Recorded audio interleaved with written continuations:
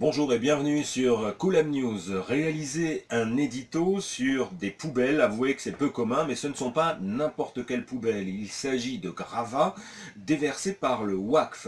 Le Waqf musulman, c'est l'autorité islamique sur le mont du Temple qui a donc, il y a plus de 10 ans, déversé dans une vallée des tonnes de terre contenant des centaines de vestiges archéologiques qui renfermaient des trésors historiques de l'époque du temple juif de Jérusalem.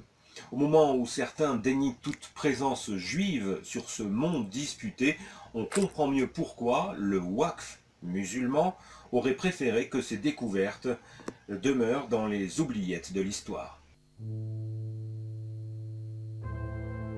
Le mont du Temple à Jérusalem, le lieu où, selon la tradition juive, la terre et les cieux se rejoignent.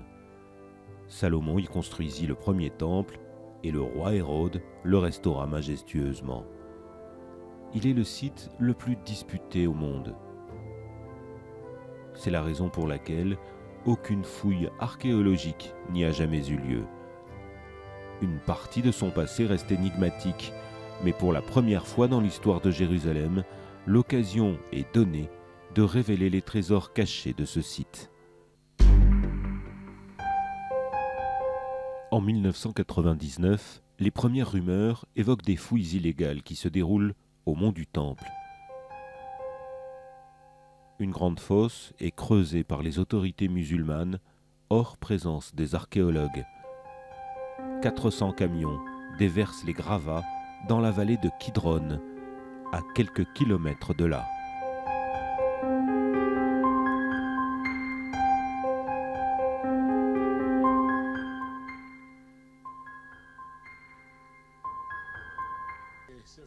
Quelques étudiants en archéologie, emmenés par le docteur Barkay, passionnés par le sujet, examinent les débris.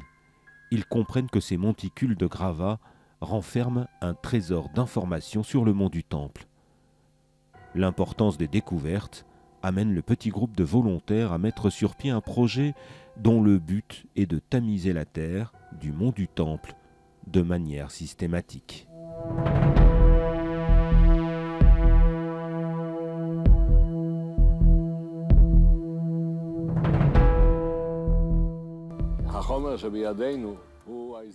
Le matériel découvert nous donne une occasion rare et unique de découvrir les éléments du passé à propos du mont du Temple.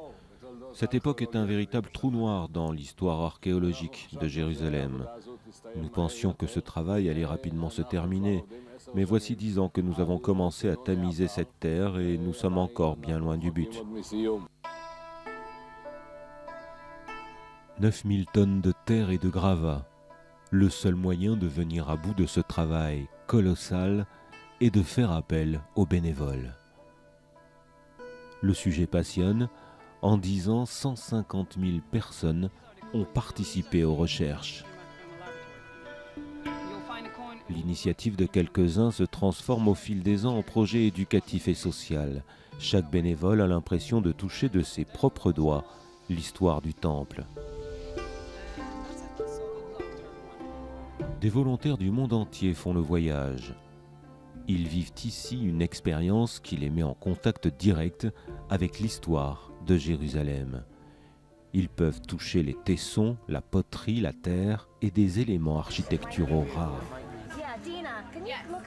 Dina, pouvez-vous venir voir quelque chose? Est-il possible que ce soit une pièce? Oui, c'en est une. Très bien, nous avons une nouvelle pièce. Tout le problème a été de relier autant de vestiges arrachés à leur contexte d'origine. Aussi, des techniques de triage et de classification ont été développées pour analyser les objets trouvés. Une véritable banque de données statistiques qui offre un aperçu sans précédent de l'histoire du mont du Temple. Ces découvertes racontent l'histoire de nombreuses générations qui ont résidé sur le mont du Temple. Elles comprennent des fragments de magnifiques bâtiments publics, des bijoux, des perles, des milliers de pièces de monnaies anciennes, des figurines, des pointes de flèches, des fragments d'inscriptions sur des pierres ou des poteries, des dés et des pièces de jeu, mais aussi beaucoup d'autres choses. Nous avons récupéré de nombreux carreaux géométriques multicolores de la période du Second Temple qui nous ont permis de commencer à reconstituer l'aspect de la cour qui entourait le temple à l'époque du roi Hérode. Parfois, de petites trouvailles peuvent être d'une grande importance. Voici la première inscription en hébreu ancien trouvée au mont du Temple, une empreinte scellée dans l'argile, attachée à un morceau de tissu renfermant un sac de pièces d'or ou d'argent. Il porte aussi un nom, appartenant à une famille de prêtres, Immer, mentionné dans le livre de Jérémie. Une des découvertes les plus émouvantes trouvées ici est une pièce d'argent, le demi-shekel. À l'époque du Temple, chacun contribuait d'une somme d'un demi-shekel pour assurer l'entretien du Temple.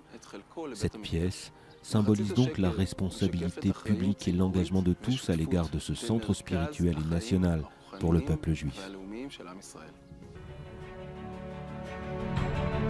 L'objectif est à présent de produire un rapport scientifique approprié sur ces découvertes effectuées dans les poubelles, dans les gravats du mont du Temple, déversés par les autorités musulmanes. Une publication qui encouragera un débat académique et professionnel concernant l'histoire de ce site.